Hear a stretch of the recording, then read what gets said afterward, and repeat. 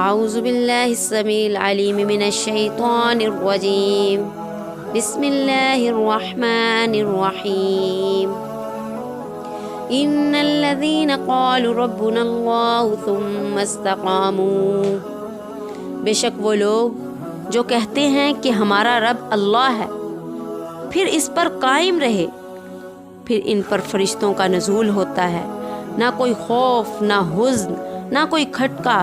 جو کچھ بھی ہو رہا ہے سب اللہ کی طرف سے ہے۔ اس کائنات کو چلانے والا کوئی گونگا بہرا اندھا بت نہیں،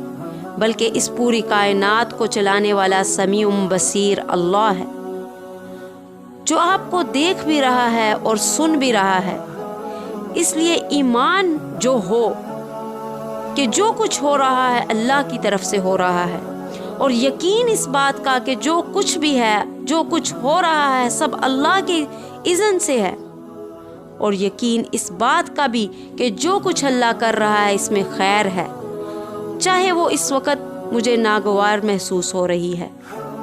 مجھے تکلیف پہنچ رہی ہے، مگر اللہ کی لوح محفوظ میں اس کے پیچھے خیر لکھی ہے۔ بیدک الخیر، اس کے ہاتھ میں خیر ہی خیر ہے، بھلائی ہی بھلائی ہے۔ تمہیں کبھی اللہ خوشی دے کر آزماتا ہے، چاہے آپ خوشی میں ہو یا تکلیف میں، دونوں حالتیں برابر ہیں، کیونکہ دونوں میں آزمائش ہے۔ وہ چھین کر بھی آزما رہا ہے اور دے کر بھی آزما رہا ہے۔ تکلیف میں ہوگے تو آپ اللہ کو پکارو گے، گڑ گڑاؤ گے، اس سے دعائیں کرو گے۔ خوشی اور راحت میں ہوگے تو اللہ سے غافل ہو جاؤ گے، دنیا کے عیش و آرام میں مگن ہو کر اللہ کو بھول جاؤ گے۔ پھر کون سا امتحان نتیجے کے اعتبار سے زیادہ سخت ہے؟ ہر چیز کی کثرت یہ زیادہ نقصان دہ ہے۔ نعمتوں میں انسان اکثر ہی غافل ہو جاتا ہے۔ عسى ان تكرهوا شيئا وهو خير لكم، قریب ہے کہ ایک چیز تمہیں ناگوار لگے مگر اس میں تمہارے لیے بہتری ہو، خیر ہو۔ وعسى ان تحبوا شيئا وهو شر لكم، اور قریب ہے کہ ایک چیز تم اپنے لیے پسند کرو مگر اس میں تمہارے لیے خیر نہ ہو، برائی ہو۔ مگر حقیقت تو یہ ہے کہ ہم اصل میں یقین کا صحیح مفہوم ہی نہیں سمجھتے، ہم اس سے صحیح طرح سے واقف ہی نہیں ہیں۔ سب سے پہلے تو ہمیں یقین کے صحیح مفہوم کو سمجھنے کی ضرورت ہے کہ ہم نے اللہ پر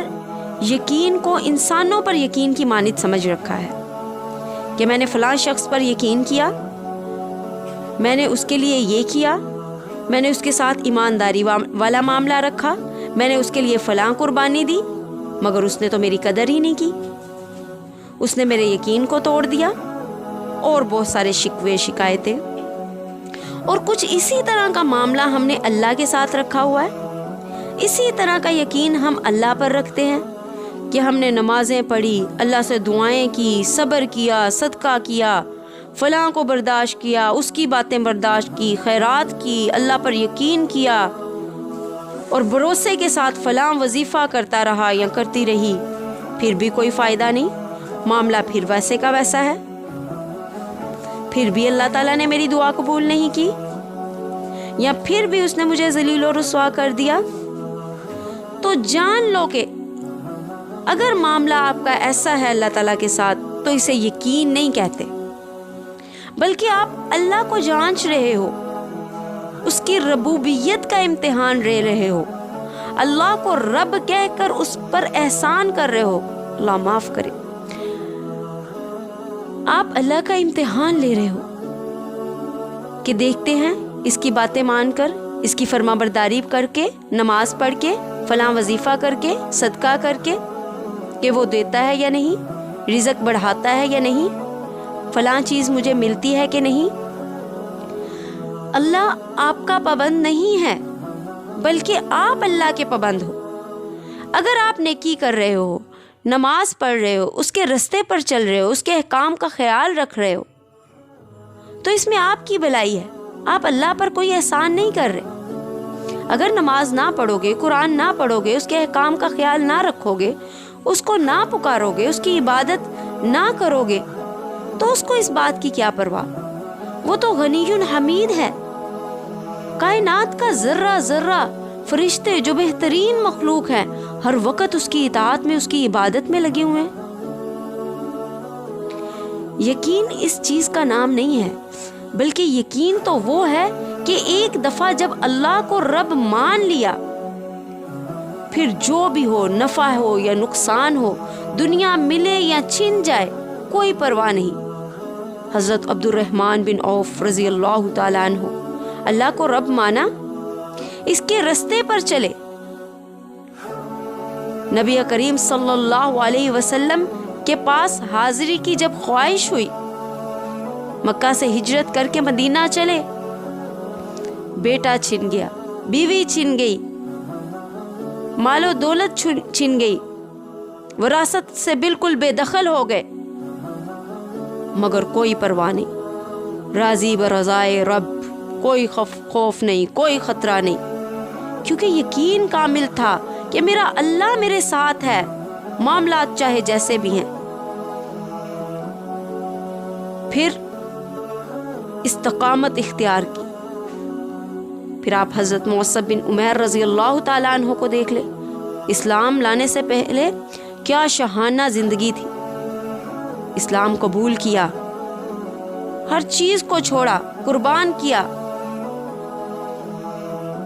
ٹاٹوں پر بیٹھ کر ساری زندگی دین سیکھا، سکھایا، تبلیغ کی، حتیٰ کہ جب دنیا سے رخصت ہوئے تو کفن بھی پورا نصیب نہیں ہوا، مگر معاملہ کیا تھا؟ رضیت باللہ ربا وبالاسلام دینا وبمحمد النبی صلی اللہ علیہ وسلم، کہ اللہ جب تجھے راضی رب مان لیا تو تیرے رب ہونے پہ راضی، اس دین اسلام کو جب قبول کر لیا تو دین اسلام کو دل سے، اس کے ہر احکام کو قبول کر کے اس پہ اللہ ہم راضی، اور محمد صلی اللہ علیہ وسلم کو جب نبی مان لیا تو ان کی اطاعت میں ہر وقت تیار، کوئی خوف نہیں، کوئی خطرہ نہیں کسی چیز کے چھن جانے کا۔ مگر ہمارا تو معیار صرف دنیا ہے، ہم فوراً نتیجہ مانگتے ہیں، ہمیں تو صرف دنیا کا بہتر نتیجہ چاہیے، ہم تو پکارتے ہی اللہ کو اس لیے کہ ہمیں دنیا میں اچھا نتیجہ مل جائے، تو پھر آخرت کیوں؟ اللہ نے آخرت کو روزے جزا بنایا ہے، دنیا کو نہیں۔ پھر کہا جاتا ہے وہ بھئی یہ تو صحابہ اکرام رضی اللہ تعالیٰ عنہ کی آپ مثال دے رہے ہیں، وہ تو اللہ کے نبی کے صحاب تھے۔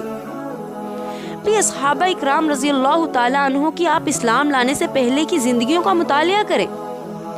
کیا تھے عمر فاروق رضی اللہ تعالیٰ عنہ اسلام لانے سے پہلے؟ حضرت ابو مرثد رضی اللہ تعالیٰ عنہ خود بیان کرتے ہیں کہ جب میں اسلام قبول کرنے کے لیے اللہ کے نبی کے پاس آیا، میں نے کہا کہ اللہ کے نبی میں اسلام قبول کرنا چاہتا ہوں مگر مجھے چوری کی عادت ہے، میں اسے چھوڑ نہیں سکتا۔ پھر ایک اور آیا، اسلام قبول کرنا چاہتا ہوں مگر شراب کا عادی ہوں، اسے چھوڑ نہیں سکتا۔ اللہ اکبر، مگر جب اسلام قبول کر لیا، ایمان لے آئے، ان الذین قالوا ربنا اللہ ثم استقاموا، پھر جب کہہ دیا کہ ہمارا رب اللہ ہے، پھر اس پر قائم رہے۔ ایمان کی استقامت، اللہ تعالی ہمیں بھی ایمانوں کی ایسی استقامت عطا فرمائے کہ ہر تکلیف کو من جانب اللہ سمجھتے ہوئے اس پر راضی رہے۔ رضیت باللہ ربا وبالاسلام دینا وبمحمد النبی صلی اللہ علیہ وسلم۔